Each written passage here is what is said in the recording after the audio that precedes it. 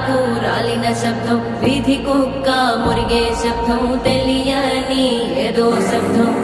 ఆమడంత దూరంలో పురిటి తల్లి మూల్గు శబ్దం, పలుకుతాడు తెంచుకున్న దూరంకే శబ్దం.